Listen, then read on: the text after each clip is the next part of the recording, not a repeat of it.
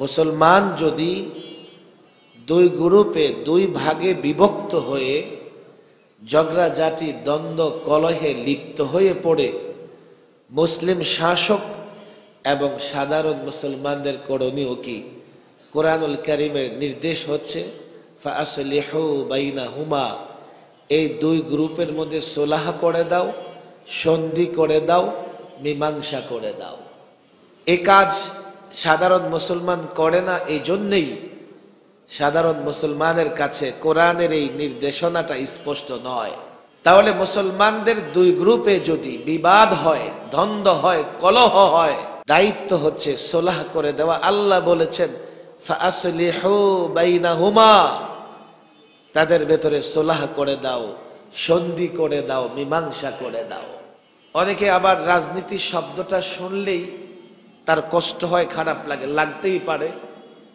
কেননা আমার বাংলাদেশে রাজনীতিটা এতটা নোংরা জায়গায় চলে গেছে, কোনো ভদ্র ঘরের সন্তান রাজনীতিতে যুক্ত হতে চায় না। হয়ে গেছে এমন। 53 বছরের বাংলাদেশে রাজনীতি কেবল আমাদের ভেতরে বিভাজন তৈরি করেছে, রাজনীতি কেবল আমাদের রক্ত খেয়েছে, রাজনীতি আমাদের সম্পদ ধ্বংস করেছে, রাজনীতি বাবা তার সন্তানের মধ্যে বিভেদ তৈরি করেছে, ভাই ভাইয়ের মধ্যে বিভেদ তৈরি করেছে। আজকে রাজনীতির কারণে এক প্রতিবেশী আরেক প্রতিবেশীর মধ্যে যুগ যুগ ধরে দ্বন্দ্ব চলতেছে। রাজনীতির কারণে এক মহল্লা আরেক মহল্লার সঙ্গে, এক মুসলমান আরেক মুসলমানের সঙ্গে দ্বন্দ্ব এতটা চরমে উপনীত হয়েছে, একজন আরেকজনের রক্ত ঝরাতেও দ্বিধা করে না। হয়ে গেছে রাজনীতি নোংরা। এরপরেও আপনি যদি রাজনীতি ছেড়ে দেন, রাজনীতি আপনাকে ছাড়বে না। যদি তোমরা রাজনীতি না করো, নোংরা লোকেরা রাজনীতি করে সমাজকে আরো নোংরা বানাবে। তুমি এক সময় চারিত্রিক সার্টিফিকেট আনতে যাবে এমন ব্যক্তির কাছে যার নিজেরই চরিত্রের বালাই নাই। জন্ম সনদ আনতে যাবে এমন ব্যক্তির কাছে যার নিজেরই জন্মের ঠিক ঠিকানা নাই। গত 16 বছর আমরা দেখেছি, হঠাৎ একদিন পত্রিকায় বিজ্ঞাপন দেখলাম, কি কয় যে সুবহানাল্লাহ বলবে এটা জঙ্গিবাদের আলামত, জাযাকুমুল্লাহ বলবে জঙ্গিবাদের আলামত, মসজিদে গিয়ে নামাজ পড়বে যুবক, বেশি বেশি ইসলামিক বই পড়বে, জঙ্গিবাদের আলামত। ইউনিভার্সিটির ছেলেরা আমাদের হাত ধরে কেঁদে দিয়েছে, হুজুর এতদিন মসজিদে নামাজ পড়তাম, মানুষ কটূক্তি করত, এখন তো ভয়, এগুলো নাকি জঙ্গিবাদের আলামত। তাহলে তো আমাদেরকে জঙ্গিবাদের দায়ে গ্রেফতার করে জেলখানে আবদ্ধ করবে। আমরা কি করব? পশ্চিমারা পশ্চিমে বসে কিছু হাড্ডি দিয়ে দিয়েছে আমার দেশীয় কুকুরদের মুখে, যারা পশ্চিমাদের শব্দে আওয়াজ করে, পশ্চিমারা গুতা দিলে ঘেউ ঘেউ করে। আল্লাহর কসম করে বলি, রাষ্ট্র পরিবর্তন হয়েছে, এখন ওলামা একরামও রাষ্ট্র মেরামত করবার চেষ্টা করেছে। ইসলাম ফোবিয়া, ইসলাম আতঙ্ক ছড়িয়ে ইসলামকে সংকীর্ণ জায়গায় নিয়ে যাবে। ইসলাম এবং মুসলমানদের কাজকর্মগুলোকে জঙ্গি এবং সন্ত্রাস বলবে, ইসলাম এবং মুসলমানদের কাজকর্মগুলোকে উগ্রবাদের সঙ্গে তুলনা করবে। এটা আর করতে দেওয়া যাবে না। আমি যদ্দূর জানি এই এলাকার মুসলমানেরা, পুরন ঢাকার আলাদা একটা ঐতিহ্য আছে, আবার পুরন ঢাকার মধ্যে কিছু এলাকা, যেমন লালবাগ এলাকার কথা বলি, লালবাগ এলাকার সাধারণ মুসলমানও দিন এবং ইসলামের ভালোবাসাকে প্রাধান্য দিয়ে থাকে। আপনাদের এই নবাবগঞ্জ বড় মসজিদ, মসজিদ পরিচালনা কমিটি, মহল্লাবাসী এবং হাজারীবাগেরও কিছু কিছু এলাকা এমন আছে সত্যিকার অর্থেই সেখানকার মুসলমানেরা দিন এবং ইসলামকে সবচাইতে বেশি ভালোবাসেন।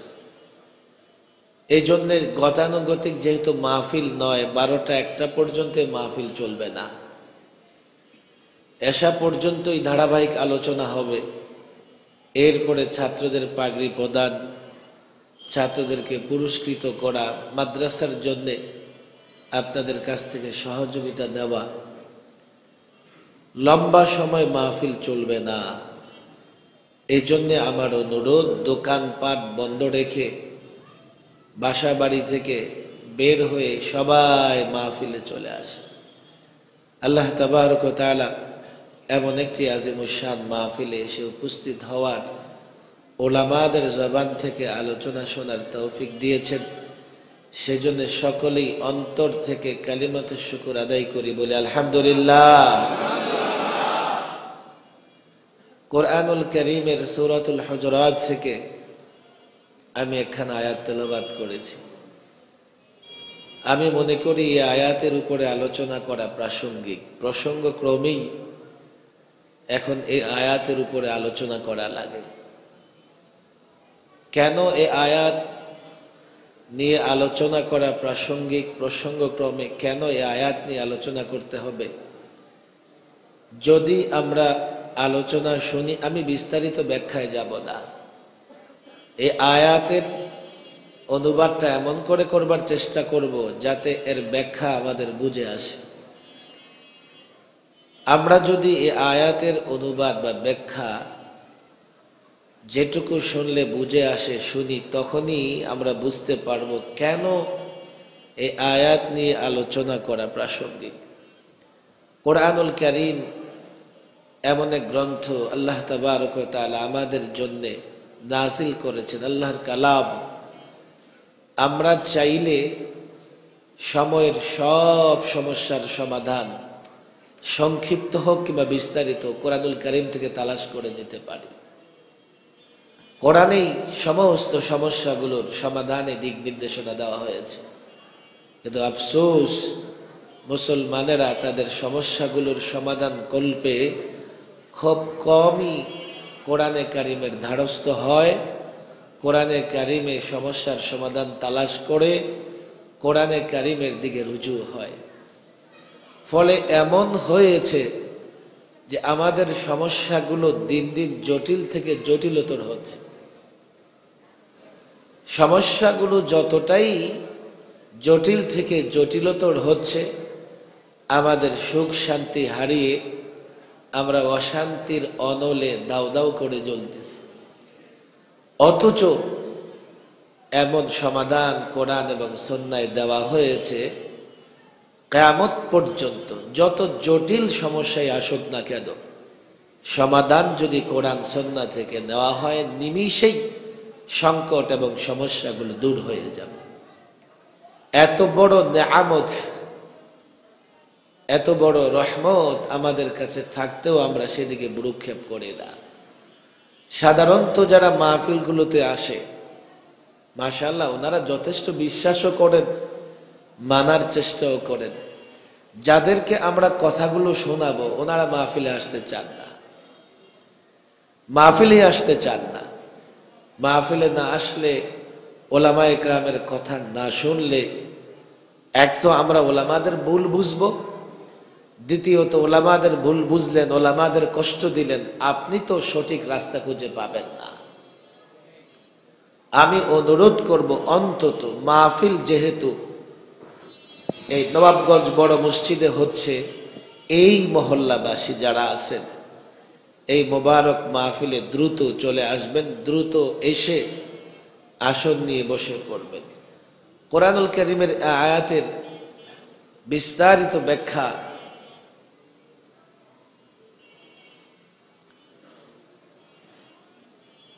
কম সময়ের মধ্যে সম্ভব না।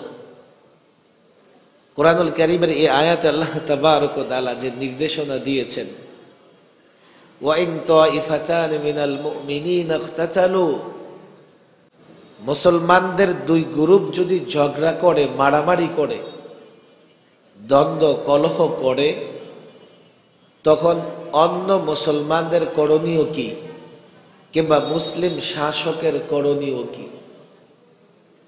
মুসলমান যদি দুই গ্রুপে, দুই ভাগে বিভক্ত হয়ে ঝগড়াঝাটি, দ্বন্দ্ব কলহে লিপ্ত হয়ে পড়ে, মুসলিম শাসক এবং সাধারণ মুসলমানদের করণীয় কি? কোরআনুল কারীমের নির্দেশ হচ্ছে, ফাআসলিহু বাইনাহুমা, এই দুই গ্রুপের মধ্যে সুলহ করে দাও, সন্ধি করে দাও, মীমাংসা করে দাও। এটা কোরআনের নির্দেশ। যদি মুমিনদের দুই গ্রুপ ঝগড়া করে,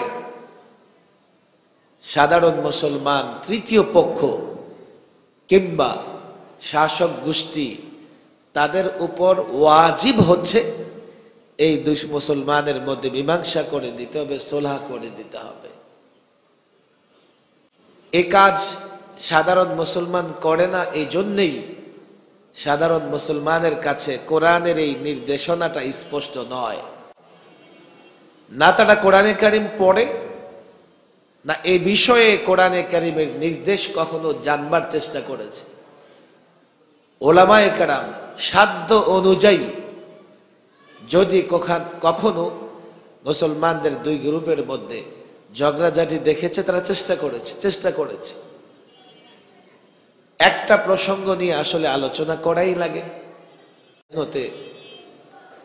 প্রথমবার যখন ছোট্ট একটা ঝামেলা হয়েছে, তখন ওলামায়ে কেরাম চেষ্টা করেছে এই ঝামেলা মিটিয়ে দেওয়া যায় কিনা। কিছুদিন পরে যার সঙ্গে ঝামেলা হয়েছিল, রাজশাহী বিশ্ববিদ্যালয়ের প্রফেসর মুশফিক স্যার যাকে বলে, তার ইন্তেকাল হয়ে যাওয়ার কারণে দাওয়াত তাবলীগে সেই ঝামেলাটা আর বেশি দূর অগ্রসর হয় নাই। এরপরে যখন আরেকটা ঝামেলা হয়েছে, দাওয়াত তাবলীগের মেহনত যারা করেন তারা জানেন, আমির ফয়সাল ওনারা যখন শুরাই নিজামে দাওয়াত তাবলীগের কাজ করত, লম্বা সময় শুরাই নিজামে দাওয়াত তাবলীগের কাজ গোটা দুনিয়ায় হয়েছে। আমির ছিল না, এ অবস্থায়ও দাওয়াত তাবলীগের কাজ লম্বা সময় পরিচালিত হয়েছে। কাকরাইলে যারা আমিরে ফয়সাল ছিলেন, যাদের সিদ্ধান্তে পালাক্রমে দাওয়াত তাবলীগের কাজ পরিচালিত হতো, তাদের ভেতরে ঝামেলা হয়ে গেল, দুই ভাগে বিভক্ত হয়ে গেলেন তারা। ওলামায়ে কেরাম চেষ্টা করলেন যে কি করে এই দুই গ্রুপকে এক করে দেওয়া যায়, এই বিভক্তি দূর করা যায়, আপোষ এবং সুলহ করে দেওয়া যায়। বাংলাদেশের রাজনৈতিকভাবে নানা রকমের ঝামেলা হয়েছে। এই রাজনৈতিক ঝামেলাগুলোতেও ওলামায়ে কেরাম চেষ্টা করেছেন। শুধু বাংলাদেশে নয়, আমরা জানি যেহেতু পুরান ঢাকায় আমাদের বসবাস, ইরাক ইরানের যুদ্ধ চলেছিল দীর্ঘদিন। বাংলাদেশ থেকে একজন আলেম, একজন পীর, একজন বুজুর্গ হযরত মাওলানা মুহাম্মদুল্লাহ হাফিজ হুজুর ঐক্যের বার্তা নিয়ে ইরাক ইরান সফর করেছিলেন, যে না, এমন ভাবে দুটি রাষ্ট্রের ভেতরে ঝগড়া চলতে পারে না।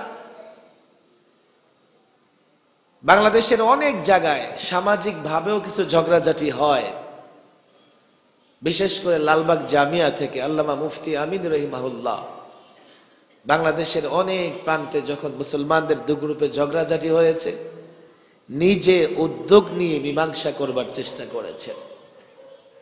ওলামাদের এই জন্যেই দায়িত্ব, যেহেতু আল্লাহ তাবারক ওয়া তাআলার নির্দেশ ওলামায়ে কেরামরা জানেন। সাধারণ মানুষ হয়তোবা কোরআনে কারীম দেখে দেখে পড়তে পারে, তবে আফসোসের বিষয় হলো এখনো অনেক মুসলমান আছে কোরআনে কারীমও পড়তে পারে না। তাহলে মুসলমানদের দুই গ্রুপে যদি বিবাদ হয়, দ্বন্দ্ব হয়, কলহ হয়, দায়িত্ব হচ্ছে সুলহ করে দেওয়া। আল্লাহ বলেছেন ফাআসলিহু বাইনাহুমা, তাদের ভেতরে সুলহ করে দাও, সন্ধি করে দাও, মীমাংসা করে দাও। কিন্তু এই দায়িত্ব পালন করতে গিয়ে আপনি সবসময় সফল হবেন তা নাও হতে পারে। আপনি দায়িত্ব পালন করতেছেন, আপনি আবার নিজেও আক্রান্ত হয়ে যেতে পারেন। দুই গ্রুপের এক গ্রুপ আপনার উপর আক্রমণ করে বসবে। রাজনৈতিক দ্বন্দ্ব বাংলাদেশে যত হয়েছে, হযরত হাফিজ হুজুর রাহিমাহুল্লাহ রাজনীতি করতে চাননি, তিনি তাওবার ডাক দিয়েছিলেন, যাতে প্রত্যেকটা মুসলমান তাওবা করে দ্বীন এবং শরীয়তের পথে ফিরে আসে। মুসলমান, তুমি রাজনীতি করো, রাষ্ট্র পরিচালনায় রাজনীতি তো করাই লাগবে, কিন্তু কোরআন সুন্নাহ মেনে রাজনীতি করো। হযরত হাফিজ হুজুর রাহিমাহুল্লাহ প্রথম পদক্ষেপ ছিলেন তাওবার রাজনীতি। তাওবার রাজনীতি। অনেকে আবার রাজনীতি শব্দটা শুনলেই তার কষ্ট হয়, খারাপ লাগে, লাগতেই পারে। কেননা আমার বাংলাদেশে রাজনীতিটা এতটা নোংরা জায়গায় চলে গেছে, কোনো ভদ্রঘরের সন্তান রাজনীতিতে যুক্ত হতে চায় না। হয়ে গেছে এমন। 53 বছরের বাংলাদেশে রাজনীতি কেবল আমাদের ভেতরে বিভাজন তৈরি করেছে। রাজনীতি কেবল আমাদের রক্ত খেয়েছে। রাজনীতি আমাদের সম্পদ ধ্বংস করেছে। রাজনীতি বাবা তার সন্তানের মধ্যে বিভেদ তৈরি করেছে, ভাই ভাইয়ের মধ্যে বিভেদ তৈরি করেছে। আজকে রাজনীতির কারণে এক প্রতিবেশী আরেক প্রতিবেশীর মধ্যে যুগ যুগ ধরে দ্বন্দ্ব চলতেছে। রাজনীতির কারণে এক মহল্লা আরেক মহল্লার সঙ্গে, এক মুসলমান আরেক মুসলমানের সঙ্গে দ্বন্দ্ব এতটা চরমে উপনীত হয়েছে, একজন আরেকজনের রক্ত ঝরাতেও দ্বিধা করে না। হয়ে গেছে রাজনীতি নোংরা। এরপরেও আপনি যদি রাজনীতি ছেড়ে দেন, রাজনীতি আপনাকে ছাড়বে না। যেহেতু মসজিদে এসেছেন, নিঃসন্দেহে যারা মসজিদে এসেছেন বয়ান শুনতে, যারা মসজিদে এসে নামাজ আদায় করেন, তারা সমাজের উৎকৃষ্ট তবকা, উৎকৃষ্ট স্তর। নিকৃষ্ট মানুষেরা মসজিদে আসতে পারে না। বলবেন হুজুর অমুকে তো নামাজও পড়ে, এই ঝামেলাও করে। আচ্ছা, সে কামাইও করে, খরচও করে, ধরে নাও। আর তুমি নামাজও পড়ো না, কিন্তু গুনাহ করতে থাকো। রাজনীতি নোংরা জায়গায় চলে গেছে, ঠিক আছে, এরপরেও আপনি রাজনীতি থেকে মুক্ত নন। আপনি রাজনীতি করেন আর না করেন, রাজনীতি আপনাকে ছাড়বে না। বলবেন হুজুর কি করে? সময় বেশি নেই, একটু পরে এশার আজান হয়ে যাবে। বাংলাদেশের রাজনীতিবিদরা যত আইন করে, আমি পীর হই, দরবেশ হই, রাজনীতি করি আর না করি, তাদের আইন কিন্তু অমান্য করতে পারি না। রাজনীতিবিদ বিদ্যুতের বিল বাড়িয়ে দিলে, ট্যাক্স বাড়িয়ে দিলে আমাকে বাড়তিটা দেওয়া লাগে। রাজনীতিবিদ পেট্রোল, অকটেন, গ্যাসের দাম বৃদ্ধি করলে বাড়তিটা আমাকে দেওয়া লাগে। রাজনীতিবিদ ট্রাফিক কোনো ল বানালে সেটা আমাকে মানা লাগে।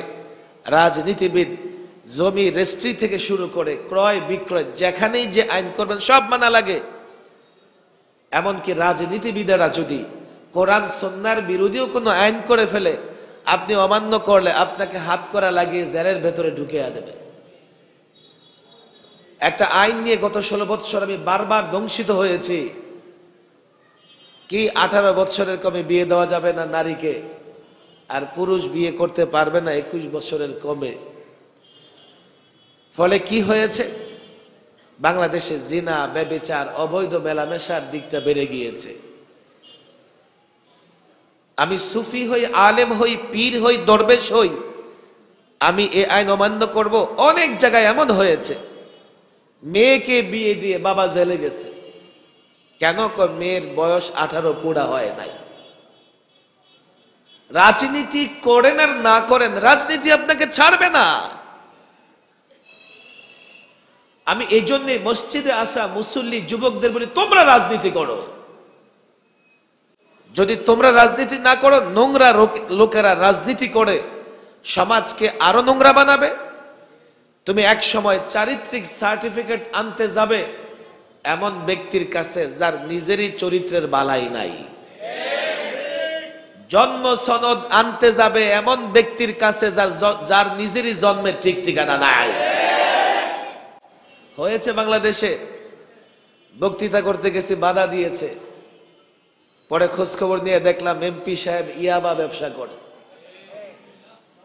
আমি বললাম, ইয়াবা কারবারি মাহফিলে বাধা দিবে, এটাই তো স্বাভাবিক। চেয়ারম্যান ধরা পড়েছে ফেন্সিডিল ব্যবসা করতে গিয়ে। আর গাঞ্জাখোর মেম্বার আর চেয়ারম্যান কমিশনারের অভাব নাই বাংলাদেশে। নোংরা লোকেরা যখন সমাজের নেতৃত্ব দেবে, আপনি সম্ভ্রান্ত পরিবারের ব্যক্তি হয়েও ইজ্জত বাঁচাতে পারবেন না। আপনি আপনার প্রয়োজনে নোংরা মানুষের কাছে নতজানু থাকতে হবে। আজকে আমার প্রসঙ্গ এটা না, আমি এই প্রসঙ্গ নিয়ে আজকে কথা বলবো না। তবে রাজনীতি নোংরা জায়গা থেকে রাজনীতিকে বের করে নিয়ে আসতে হযরতে হাফিজ হুজুর রাহিমাহুল্লাহ চেষ্টা করেছিলেন, তওবার ডাক দিয়েছিলেন, তওবা করো, তওবা করো, তওবা করে কোরআন সুন্নাহর রাজনীতিতে আসো। এর মানে কোরআন সুন্নাহ দিয়ে রাষ্ট্র পরিচালনা করো। অবাক করা বিষয় হচ্ছে, দেখেন সময় কম, অনেক লম্বা কথা বলা লাগে। বাংলাদেশে প্রায় আমরা নানান তন্ত্র মন্ত্র কথা শুনি। আপনারা নবাবগঞ্জ বড় মসজিদের মুসল্লি এলাকা, বাটাও ইয়া বড় হবে। আমি বিশ্বাস করি আপনারাও আমার কথা বুঝতে সমর্থ হবেন। নানান তন্ত্র মন্ত্রের কথা আমরা বলতে শুনি, এবং বাংলাদেশ একটা মন্ত্র একটা তন্ত্র দিয়ে চলতেছে, সেটা হলো ডেমোক্রেসি বা গণতন্ত্র। এই যে গণতন্ত্র দিয়ে বাংলাদেশ পরিচালিত হচ্ছে, আমার অবাক করার বিষয় হলো এই গণতন্ত্র দিয়ে রাষ্ট্র পরিচালনার ক্ষেত্রে বাংলাদেশের রাজনৈতিক দলগুলো দুই ভাগে বিভক্ত। এক ভাগ গণতন্ত্রের মাধ্যমে রাষ্ট্র পরিচালনা করে গণতান্ত্রিক চিন্তা চেতনাকে জাতির ভেতরে বলবৎ করতে চায়। আরেক দল শুধুমাত্র গণতন্ত্রের এই সিস্টেমে রাজনীতি করে ক্ষমতাটা চায়। ভালো করে বুঝবেন, যারা গণতান্ত্রিক এই ব্যবস্থায় রাষ্ট্র ক্ষমতায় গিয়ে শুধুমাত্র ক্ষমতাটাই চায়, এরপরে তারা নিজের মতো সবকিছু করবে, তারা যতটা ক্ষতিকর যারা গণতান্ত্রিক পন্থায় রাষ্ট্র ক্ষমতায় গিয়ে অন্য একটা তন্ত্র ইজম, সেটা সেকুলারিজম হতে পারে, সোশ্যালিজম হতে পারে, ন্যাশনালিজম হতে পারে, অন্য কোনো ইজম অন্য কোনো মতবাদ প্রতিষ্ঠা করতে চায়, তারা এই জাতির জন্য সবচাইতে বড় ভয়ঙ্কর। একটু খোলাসা করি, সারা বছরই তো ফজিলতার আমলের ওয়াজ শোনেন। আমার দিকে লক্ষ্য করে দেখেন, এই যে পশ্চিমা গণতন্ত্র আমাদের উপর চাপিয়ে দেওয়া হয়েছে, এই গণতন্ত্রের সিস্টেমটা একটু পর্যালোচনা করেন। আমরা তো মনে করি এটা আমাদের জন্য অনেক বড় রহমত, অথচ এই সিস্টেম আমাদের জন্য কতটা গজব। বড় বেশি ডাক্তার, ইঞ্জিনিয়ার, অ্যাডভোকেট, ব্যারিস্টার হওয়া লাগবে না, 2 মিনিট চিন্তা করে দেখেন। এই সিস্টেমে, গণতান্ত্রিক সিস্টেমে কদিন পরপরই শাসক পরিবর্তনের একটা সুযোগ আসে। সেটা নির্বাচনের মাধ্যমে হোক, নানাভাবে একটা শাসক পরিবর্তনের সুযোগ আসে। ইসলামী রাষ্ট্র ব্যবস্থার সৌন্দর্য হচ্ছে, কেউ যদি শাসক নির্বাচিত হয়, সিলেক্টেড হয়, তার কোনো মেয়াদ নাই,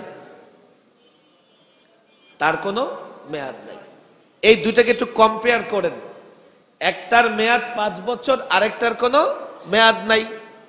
খেয়াল করেন, ফলে হয় কি, 5 বছর পরে তাকে টেনে নামিয়ে অন্যরা যেতে যত দরকার সব করে। দেশে শান্তি কেমনে আসবে? একটা অংশ থাকার চেষ্টা করে, আরেকটা অংশ নামানোর চেষ্টা করে। আমি কারো পক্ষে বিপক্ষে বলছি না, হাতে পায়ে ধরি, কথাটা বোঝার চেষ্টা করেন। এই যে পশ্চিমা তন্ত্রের বিষয়টা কি, মেয়াদ আপনার 5 বছর। এখন একদল চিন্তা করে 5 বছরের পরে তাকে টেনে হেঁচড়ে নামাতে হবে, আরেক দল চিন্তা করে থাকতে হবে। আমাদের গ্রামের ভাষায় একটা কথা বলে যে, পাটা পুতার ঘষাঘষিতে মরিচের জীবন শেষ। ক্ষমতা কেন্দ্রিক লড়াইয়ের ফলে জনগণের জীবন শেষ, জনগণের জীবন শেষ। ইসলামের সৌন্দর্য কি দেখেন, আপনি শাসক নির্বাচিত হয়েছেন, আপনি যতদিন জনগণের কল্যাণে কাজ করবেন আপনাকে ক্ষমতা ছাড়তে হবে না। এখানে সরকারি দল বা বিরোধী দল বলতে কিছুই নাই। বলবেন হুজুর সরকারি দল বিরোধী দল থাকলে সমস্যা কি? সমস্যা কি জানেন? যে সরকারি দল হয় তার কাছে সরকারের অবৈধ কাজটাও ভালো লাগে, আবার যে বিরোধী দল হয় তার কাছে সরকারের ভালোটাও ভালো লাগে। আর ইসলাম কি বলে, আমার দলও যদি অন্যায় করে, কিসের পার্লামেন্টে সরকারি দল বিরোধী দল থাকবে? জনগণের কল্যাণে যে কাজ করবে সকলের দায়িত্ব হচ্ছে সহযোগিতা করা। আর জনগণের কল্যাণে যিনি কাজ করবে না, সকলের দায়িত্ব হচ্ছে তার বিরোধিতা করা। যেহেতু সরকারি দল বিরোধী দল আছে, তো সরকারি দলের লোকেরা সরকার যাই করুক না কেন সবগুলোর সঙ্গে থাকে। আবার বিরোধী দলের লোকেরা সরকার যাই করুক না কেন ঘুরায়া ফিরায়া বিরোধিতা করাই তার কাজ। প্রচলিত এই তন্ত্রে মন্ত্রে নির্বাচিত হয়ে শাসক একদল নির্বাচনে দাঁড়ায়, জনগণের কাছে ভোট চায়, ইসলামী সুযোগ নাই। সে যেহেতু নিজে দাঁড়িয়েছে, পোস্টার ছেপেছে, আপনাকে নোট দিয়েছে, ইনভেস্ট করেছে, সে যখনই সুযোগ পাবে আগে সুদে আসলে এগুলো উদ্ধার করবে। শরীয়তে ইসলামে অন্যরা মিলে সিলেকশন করবে যে তোমাকে দায়িত্ব দিলাম, তোমার এখানে ইনভেস্ট করা লাগবে না, তুমি দায়িত্ব পালন করবে। ফলে এই লোকটা যেহেতু ইনভেস্ট করবে না, আর সাধারণত মানুষেরা নির্বাচন যখন করবে সৎ লোককে নির্বাচন করবে। আর যদি কেউ নিজে নির্বাচিত হয়, কালো টাকা পেশি শক্তি ব্যবহার করে নির্বাচিত হবে, ফলে জনগণের কল্যাণ হবে না, অকল্যাণ বেশি হবে। এইভাবে আপনি যদি কম্পেয়ার করেন তাহলে বুঝতে পারবেন ইসলামী সিয়াসত বা রাজনীতির মতো কতটা মূল্যবান জিনিস আমরা হারিয়ে পশ্চিমা নোংরা জিনিসকে আপন করে নিয়েছি, যার ফলে 53 বছরের শুধু বাংলাদেশ নয়, পৃথিবীর অনেক রাষ্ট্র আছে 200-250 বছরও সেখানে শান্তি প্রতিষ্ঠা হয় নাই। আমার দিকে খেয়াল করেন রে ভাই, কথা আমার ভিন্ন দিকে চলে যাচ্ছে। দুই গ্রুপে ঝামেলা হলে আমাদের সোলাহ করার দরকার আছে না নাই? কিন্তু আপনি সোলাহ করতে চাইলে সোলাহ হবে না, নাও হতে পারে। এরপরে আপনার করণীয় কি, সেই নির্দেশনাও কোরআনে কারিমে দেওয়া আছে। فَإِن بَغَتْ إِحْدَاهُمَا عَلَى الْأُخْرَى فَإِن بَغَتْ إِحْدَاهُمَا عَلَى الْأُخْرَى فَقَاتِلُوا الَّتِي تَبْغِي। দুই গ্রুপের সুলহ করতে চেয়েছো, হয়েছে কি? সুলহ তো হয় নাই, এক গ্রুপ আরেক গ্রুপের উপর আক্রমণ করে বসেছে।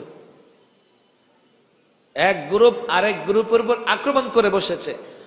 ফাইম বাগাত ইহদাহুমা আলাল উখরা, যদি এক গ্রুপ আরেক গ্রুপের উপরে আক্রমণ করে বসে, হামলা করে বসে, বাড়াবাড়ি করে বসে, তখন করণীয় কি? সুলহ করতে কি হতে পারে? আপনি চেয়েছেন সুলহ করবেন, দুই গ্রুপের এক গ্রুপ সুলহ মানে নাই, না মেনে আক্রমণ করে বসেছে, তখন আপনার করণীয় কি? ফাকাতিলুল্লাতি তাবগি, যে বাগাওয়াত করেছে, যে গ্রুপ বাড়াবাড়ি করেছে, ফাকাতিলুল্লাতি, তার সঙ্গে যুদ্ধ করো, লড়াই করো। হাত্তা তাফিআ ইলা আমরিল্লাহ, যতক্ষণ পর্যন্ত আল্লাহর হুকুমের কাছে, আল্লাহর নির্দেশের কাছে ফিরে না আসে, তোমাদের উচিত তার বিরুদ্ধে লড়াই করা। তখন আপনি আর নিরপেক্ষ থাকতে পারবেন না, তখন আপনি আর তৃতীয় পক্ষ থাকতে পারবেন না। কেন আজকাল এই ঝামেলাগুলোর মীমাংসা হয় না? যখন দুই গ্রুপ ঝগড়া করে আমরা সুলহ করবার চেষ্টা করি, যখন এক গ্রুপ আরেক গ্রুপের বাড়াবাড়ি করে, তো আমরা যে গ্রুপ বাড়াবাড়ি করলো তার বিরুদ্ধে অবস্থান নেই না। দাওয়াত ও তাবলীগের ময়দানে তাই হয়েছে, সিয়াসি ময়দানে তাই হয়েছে। 18তে আমরা যখন দেখেছি টঙ্গীর ময়দান প্রথমবারের মতো রক্তাক্ত হয়েছে, আমরা বুঝে নিয়েছি না এই গ্রুপ সহজে ফিরবে না, তারা বাংলাদেশের ব্রান্ড না, থাকে বাংলাদেশে, আর তাদের সুতা ধরে টান দেওয়া হয় দিল্লি থেকে। এবার যখন 24-এ আবার রক্তাক্ত করেছে, আমাদের অবস্থান কোরআনের এই বিধান অনুযায়ী পরিষ্কার। ততদিন তাদের বিরুদ্ধে লড়াই করতে হবে যতদিন তারা আল্লাহর নির্দেশের কাছে নত জানো না হয়।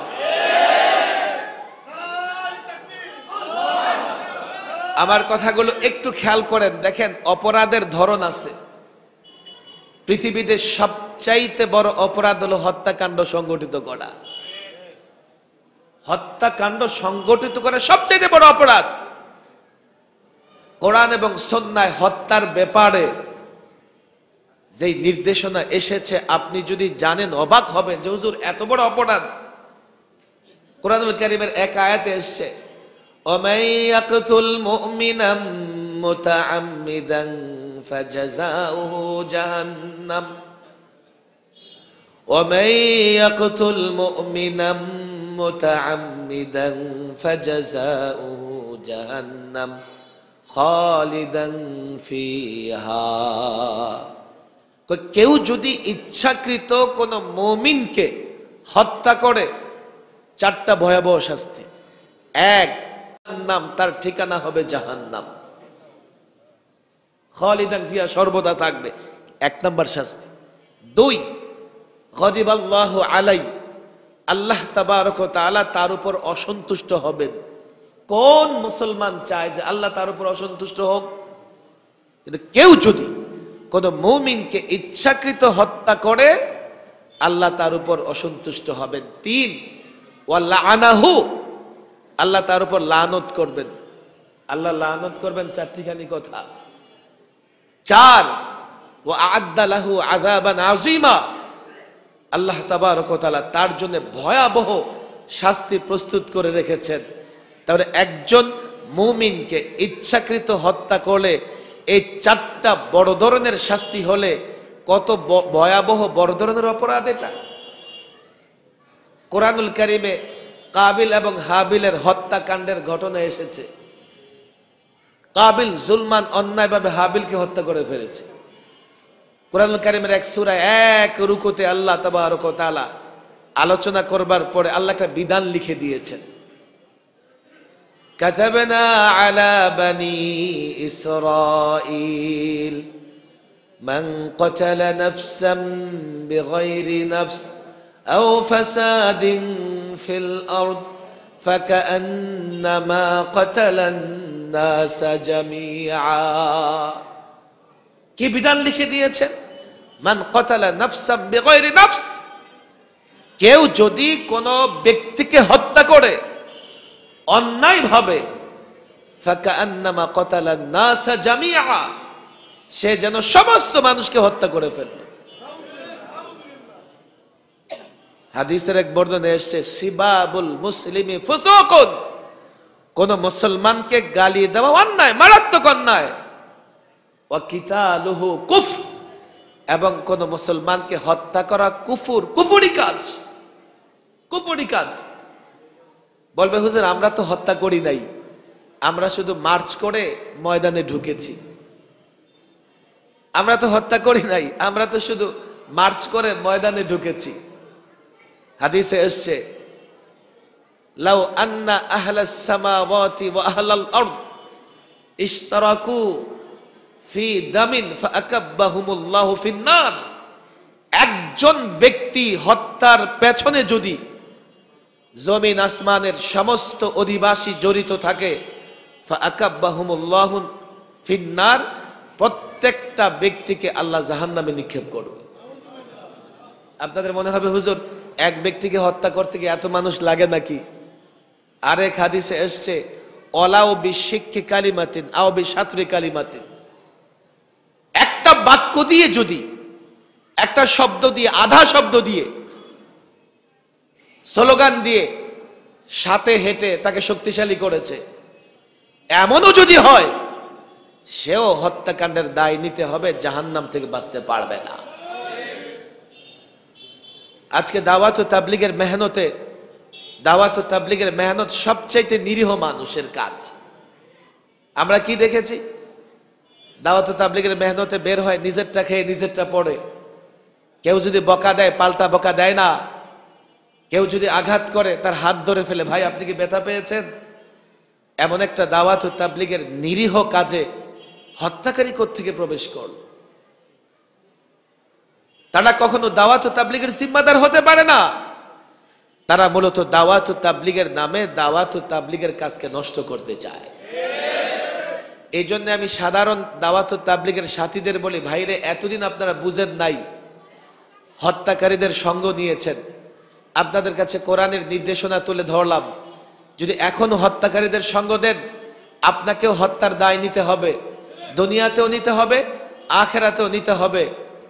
আর আপনি যদি বুঝে থাকেন তাহলে ওলামাদের কাছে এসে তওবা করে ফিরে আসেন। সাধারণ সাথীরা বিভ্রান্তির শিকার, তবে তাদের মধ্যে এক দুই একজন বিদেশি ষড়যন্ত্রের ফাঁদে পা দিয়েছে, এটাও মিডিয়ায় দেখা যাচ্ছে। আল্লাহর দোহাই দেই, আমাদের কথা মানার দরকার নেই, শুধু বুঝার চেষ্টা করেন। একবার তো চিন্তা করে দেখেন, বাংলাদেশের লক্ষ লক্ষ আলেমরা দাওয়াত ও তাবলীগের মেহনত একভাবে করতে বলতেছে, আর আপনি বাংলাদেশে বসে দিল্লির ইমামের ইক্তেদা করতেছেন, বাংলাদেশে বসে দিল্লির ইমামের ইক্তেদা করতেছেন, আর দেশে ফিতনা করতেছেন। একটা নিরীহ কাজ আজকাল মসজিদগুলোকে বিভক্ত করে দিয়েছে, একটা নিরীহ কাজ মার্কাজগুলোকে বিভক্ত করে দিয়েছে, একটা নিরীহ কাজ বারবার টঙ্গীর ময়দানকে বিভক্ত করেছে। পরিষ্কার বলি, এখন আর ওলামা একরাম সোলার চেষ্টা করতেছে না, সবচাইতে ন্যাক্কারজনক কাজ করেছে, হত্যাকাণ্ড কাজ করেছে। এখন ওলামাদের অবস্থান স্পষ্ট, আপনাদের অবস্থানও স্পষ্ট হওয়া চাই। ওলামা একরাম লম্বা সময় সোলা করবার চেষ্টা করেছে, ভয়ঙ্কর হত্যাকাণ্ড সংগঠিত করেছ, এখন আর সোলা হবে না, দুনিয়াতেও বিচার হবে, মরার পরেও বিচার হবে।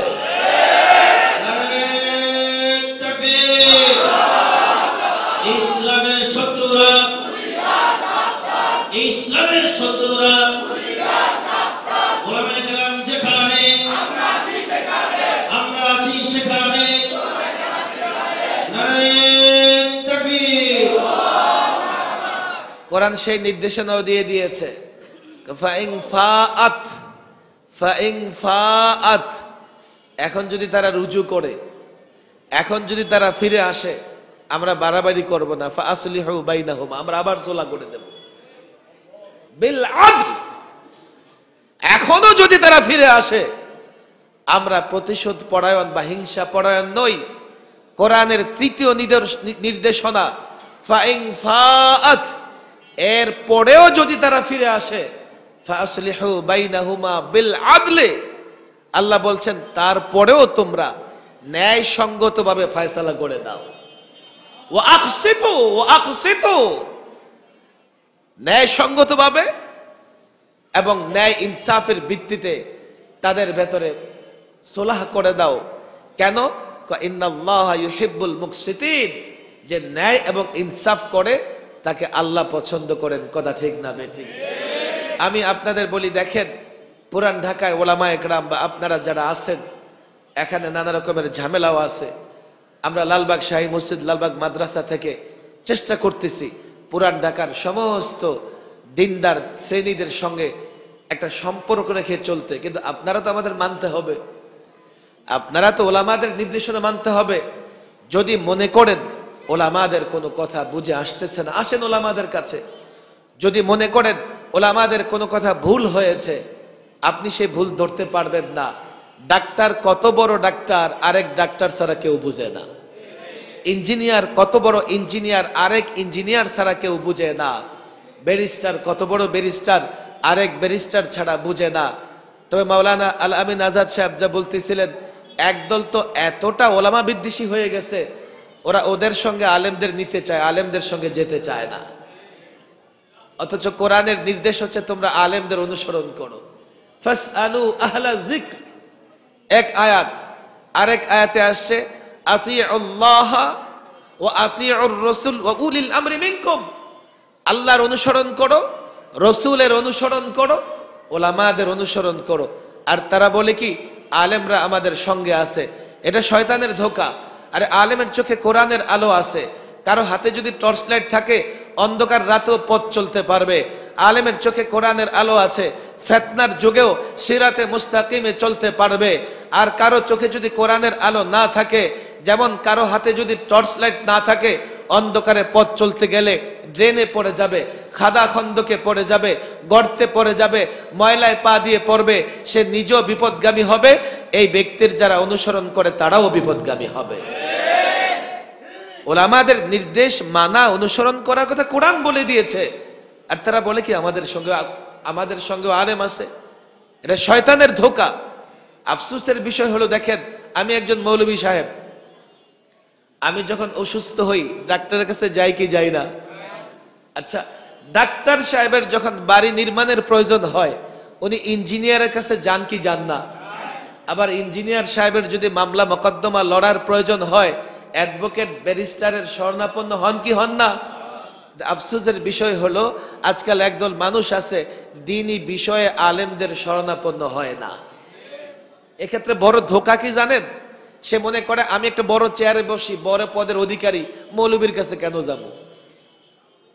কেউ মনে করে আমি বড় সম্পদের মালিক, আমি বড় মাতব্বর।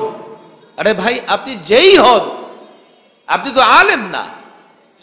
আপনি যত বড় নেতাই হন, আপনি যদি ডাক্তার না হন, আপনাকে ডাক্তারের কাছে যাওয়া লাগবে। আফসোসের বিষয় হলো বর্তমান সময়ে আলেমদের শরণাপন্ন মানুষ দ্বীনি বিষয়ে হতে চায় না। ফলে এমন হয়েছে আজকাল কোরআন সুন্নাহর নির্দেশনাগুলো যা আলেমদের মাধ্যমে জানতে পারবো, জানতে পারতেছি না। এই জন্য দেখেন, আমরা এই কথা বলি না যে আপনি অসুস্থ হলে আমার কাছে আসেন, ইনজেকশন নিয়ে যান। আমরা এই কথা বলি না বাড়ি বানাবেন, আমার কাছে আসেন, আমি আপনাকে ডিজাইন করে দেব। আপনাদের হাতে পায়ে ধরে বলি, আপনারা দ্বীনের যে কোনো বিষয়ে আলেমদের শরণাপন্ন হবেন। দ্বীনের বিষয় বলতে রাজনৈতিক বিষয় মুসলমানদের জন্য, সেটাও দ্বীনের বিষয়। যদি দ্বীনের বিষয় না হয়, তুমি একজন মুসলমান সে রাজনীতি কেমনে করো? যদি দ্বীনের বিষয় না হয়, তুমি একজন মুসলমান সে ব্যবসা কেমনে করো? এটা একটা শয়তানের ধোঁকা, এটা সেকুলারিজমের একটা ষড়যন্ত্র। মনে করে মসজিদে এসে বাস বড় মুসল্লি হয়ে যাব, আর মসজিদ থেকে বের হইলে আল্লাহও মানি না, রসুলও মানি না, কোরআনও মানি না, সুন্নাহ মানি না। এটা কেমন করে হয়? 24 ঘন্টার 1 ঘন্টা আল্লাহরে মানলাম আর বাকি সময় শয়তানরে মানলাম। যতদিন এমন হয়, কোনোদিন আমরা মুসলমান ইজ্জত সম্মানের সঙ্গে থাকতে পারবো না। আজকে মুসলমানের সংখ্যা তো প্রায় 180 কোটি, প্লাস হবে মাইনাস হবে না। এত মুসলমান থাকার পরেও পৃথিবীর কোন রাষ্ট্রে মুসলমানরা শান্তিতে নাই, অথচ ইসলাম শান্তির ধর্ম। অনেকে প্রশ্ন করে, হুজুর কাফের বেঈমানরা এই সেই, আমরা কেন শান্তিতে নাই? আমি বলি, ইসলামটা মানতেছে কোথায়? আংশিক ট্রিটমেন্টে রোগী সুস্থ হয় না। কারো অপারেশনের দরকার, আংশিক অপারেশন করে ছেড়ে দিলে লোকটা মারা যাবে। ডাক্তার অ্যান্টিবায়োটিক ওষুধ দেয়, আপনি যদি কোর্স সম্পূর্ণ না করেন, অর্থাৎ ভাইরাসকে আহত করে ছেড়ে দেন, পর এই ভাইরাস শক্তিশালী হয়ে আবার আপনার দেহে আক্রমণ করবে। এই জন্য ডাক্তাররা বলে অ্যান্টিবায়োটিকের কোর্স সম্পূর্ণ করতে হবে, যাতে দেহে থাকা ভাইরাস একেবারে খতম হয়ে যায়। তখনই আপনি কি থাকতে পারবেন? সুস্থ থাকতে পারবেন। আংশিক ইসলাম দিয়ে শান্তি আসবে না। পুরো ট্রিটমেন্ট, পুরো ইসলামকে গ্রহণ করতে হবে। কিন্তু ইসলামকে কেমনে গ্রহণ করব? ইসলাম ফোবিয়া। এখানে যারা আমাদের দিনদার ভাই মুসল্লিরা আছেন পশ্চিমা বিশ্বে, এটা পশ্চিমা বিশ্বে না, বাংলাদেশও ইসলাম ফোবিয়া। ইসলামকে এইভাবে পেশ করে পশ্চিমারা যে ইসলামের নাম শুনলে মানুষ যাতে ভয় পায়। আমরা ছাত্রদেরকে মাঝে মধ্যে একটা কিচ্ছা শোনাই। ছাত্র গেছে শিক্ষকের জন্য দুধ হাদিয়া নিয়া, এই কিনে আসছিস? দুধ হাদিয়া নিয়ে আসছি হুজুর। আচ্ছা, শিক্ষক ছিলেন অন্ধ, চোখে দেখে না, সে দুধ কেমনে দেখবে? দুধ কেমন? ছাত্রকে, হুজুর দুধ আর কেমন? সাদা। আচ্ছা, সাদা কেমন? কারণ সে তো সব সময় কালাই দেখে, সাদা কোত্থেকে দেখবে? সাদা হচ্ছে হুজুর বকের মতো, বকের মতো। অন্ধ বেচারা বক দেখবো না কাউয়া দেখবো? বক দেখবে কোত্থেকে? বক কেমন? এমন। হাত বাঁকা করে দেখাইছে। এখন শিক্ষক এইভাবে, এই দুধ আমার গলা দিয়ে যাবে না। এই জন্য যুবকেরা ইসলামকে ভয় পায়। যেমন আমাদের সমাজে যুবকেরা দাড়ি রাখাকে ভয় পায়, অথচ আপনি অবাক হবেন, এখন সেলিব্রিটি ক্রিকেটাররাও এই বড় দাড়ি রেখে শাইখুল হাদিস হয়ে গেছে। পশ্চিমা যুবকেরা দাড়িতে খুর লাগায় না, কারণ এই মসৃণ চামড়ায় বারবার খুর লাগাইলে স্কিন ক্যান্সার হতে পারে, স্কিন ডিজিজ হতে পারে। আমাদের যুবকেরা দাড়ি রাখাকে ভয় পায়, আমাদের মা বোনেরা হিজাব পরাকে ভয় পায়। অথচ দেখেন করোনা ভাইরাসে পুরুষেরাও হিজাব পরে রাস্তায় ঘুরেছে, কেননা ডাক্তার বলেছে। আল্লাহ বললে সেটা ভালো লাগে না। টাকনুর উপরে প্যান্ট পরা আমাদের যুবকেরা ভয় পায়, অথচ সবচাইতে বেশি ইসলাম বিদ্বেষ জার্মান এবং ফ্রান্সে। আপনি দেখেন তাদের দেশের যুবকদের অবস্থা, তারা এখন আর টাকনুর নিচে প্যান্ট পরে না, উঠায় পড়ে। কেন? ডাক্তাররা বলে দিয়েছে এই যে টাকনু দিয়ে এক ধরনের বাতাসের সঙ্গে এক ধরনের এনার্জেটিক জিনিস দেহে প্রবেশ করে। আপনি লম্বা সময় এই টাকনু ঢেকে রাখলে আপনি অসুস্থ থাকবেন, আপনার যৌন নানা ধরনের সমস্যা দেখা দিবে। ইসলাম যেখানে ইসলাম সেখানে ইনসাফ, যেটুকু ইসলাম ততটুকুই সুন্দর। কিন্তু পশ্চিমারা ইসলাম ফোবিয়া, ইসলামের আতঙ্ক আমাদের ভেতরে ভরে দিয়েছে। আর তাদের কিছু এজেন্ট বাংলাদেশে বসে, গত 16 বছর আমরা দেখেছি, হঠাৎ একদিন পত্রিকায় বিজ্ঞাপন দেখলাম, কি কয় যে সুবহানাল্লাহ বলবে এটা জঙ্গিবাদের আলামত, জাযাকুমুল্লাহ বলবে জঙ্গিবাদের আলামত, মসজিদে গিয়ে নামাজ পড়বে যুবক, বেশি বেশি ইসলামিক বই পড়বে, জঙ্গিবাদের আলামত। ইউনিভার্সিটির ছেলেরা আমাদের হাত ধরে কেঁদে দিয়েছে, হুজুর এতদিন মসজিদে নামাজ পড়তাম, মানুষ কটূক্তি করত, এখন তো ভয়, এগুলো নাকি জঙ্গিবাদের আলামত। তাহলে তো আমাদেরকে জঙ্গিবাদের দায়ে গ্রেফতার করে জেলখানে আবদ্ধ করবে। আমরা কি করব? পশ্চিমারা পশ্চিমে বসে কিছু হাড্ডি দিয়ে দিয়েছে আমার দেশীয় কুকুরদের মুখে, যারা পশ্চিমাদের শব্দে আওয়াজ করে, পশ্চিমারা গুতা দিলে ঘেউ ঘেউ করে। আল্লাহর কসম করে বলি, রাষ্ট্র পরিবর্তন হয়েছে, এখন ওলামা একরামও রাষ্ট্র মেরামত করবার চেষ্টা করেছে। ইসলাম ফোবিয়া, ইসলাম আতঙ্ক ছড়িয়ে ইসলামকে সংকীর্ণ জায়গায় নিয়ে যাবে। ইসলাম এবং মুসলমানদের কাজকর্মগুলোকে জঙ্গি এবং সন্ত্রাস বলবে, ইসলাম এবং মুসলমানদের কাজকর্মগুলোকে উগ্রবাদের সঙ্গে তুলনা করবে। এটা আর করতে দেওয়া যাবে না।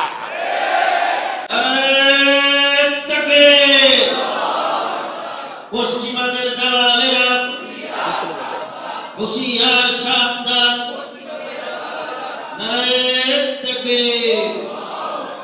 আমার কয়েকটা পয়েন্টের আলোচনা মনে রাখবেন তো ইনশাআল্লাহ, যেহেতু মসজিদ স্লোগান দিও না। এক বলেছি, মুসলমানদের দুই গ্রুপে ঝামেলা হলে মীমাংসা করার দায়িত্ব আমাদের, কথা ঠিক না বেঠিক? 2 নম্বর, যদি কোনো এক গ্রুপ বাড়াবাড়ি করে নীরব থাকবো না, যেই গ্রুপ বাড়াবাড়ি করছে তার বিরুদ্ধে লড়াই করতে হবে। এরপরেও যদি সেই গ্রুপ ফিরে আসে, আমরা আদল ও ইনসাফ করব, আমরা বাড়াবাড়ি করব না, কথা ঠিক না বেঠিক? আর ওলামাদের সঙ্গে থাকবো তো ইনশাআল্লাহ, ওলামাদের নির্দেশনা মানবো তো ইনশাআল্লাহ। ইবলিসের সবচাইতে বড় ষড়যন্ত্র হচ্ছে আলেম ওলামাদের কাছ থেকে যুবকদের দূরে সরাইয়া দেওয়া। আজান সম্ভবত আজানের কমিটি আছে। হ্যাঁ, আমি একটু ঘটনা একটা মনে পড়ে গেছে তাফসীরের কিতাবের, বলবো নাকি? আচ্ছা, এক আলেমের সঙ্গে এলাকার যুবকদের সম্পর্ক। ইবলিস বলে এটা তো থাকতে দেওয়া যায় না। কয় কেন?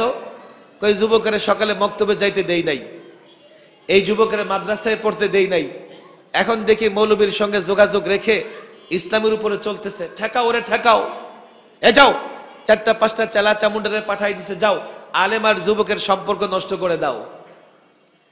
ইবলিসের চেলা চামুন্ডারা গিয়ে অনেক বুঝাইছে যুবকের, অনেক অসবাসা দিছে, ধোকা দিছে, কিন্তু যুবক আলেমকে মহব্বত করে আল্লাহর জন্য। অনেক ওয়াসওয়াসা দিছে, মৌলবী এই মৌলবী সেই, মৌলবী এটা খায়, মৌলবী এইভাবে চলে, মৌলবী ওইভাবে চলে, মৌলবী ব্যাকডেটেড, মৌলবী জঙ্গিবাদের সঙ্গে জড়িত, মৌলবী সন্ত্রাসবাদের সঙ্গে জড়িত। আরে মৌলবী কাপড়ের দাম বাড়াই ফেলতেছে, মৌলবী রুমাল এইভাবে পড়ে, মৌলবী রুমাল ওইভাবে পড়ে, এই মৌলবীরা ছাড়ো। দেখো এই মৌলবী বিজ্ঞান মনস্কা না, এই মৌলবী বিজ্ঞান বুঝে না, সায়েন্স বুঝে না, কেন মৌলবীর কাছে গেছো? ছাড়ো, এই মৌলবী তোমাকে পেছনের দিকে নিয়ে যাবে। আসে এমন অনেকে মৌলবী দেখতেই পারে না। আল্লামা মুফতি আমিন রাহিমাহুল্লাহ একটা ঘটনা বলতেন, মাদ্রাসার ছাত্র হাউজের পারে বসে উজু করতেছে, এক মৌলবী বিদ্বেষী ব্যক্তি ঢুকছে, ঢুকে দেখেই তার গা আগুন ধরে গেছে। আরে মাদ্রাসার ছাত্র হাউজে বসে আছে, এই কি করো?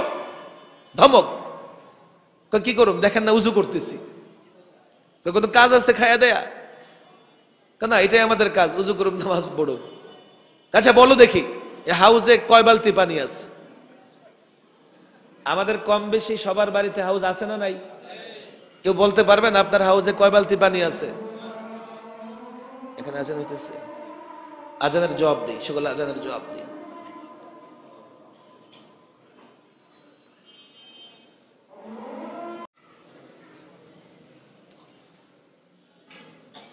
তো প্রশ্ন করতেছে, বলো দেখি কয় বালতি পানি আছে? ছাত্রও কম না, কয় বালতি পানি আছে? আগে আপনি বলেন বালতির সাইজ কত। বালতি যদি হাউজের মতো বড় হয় তো এক বালতি আছে,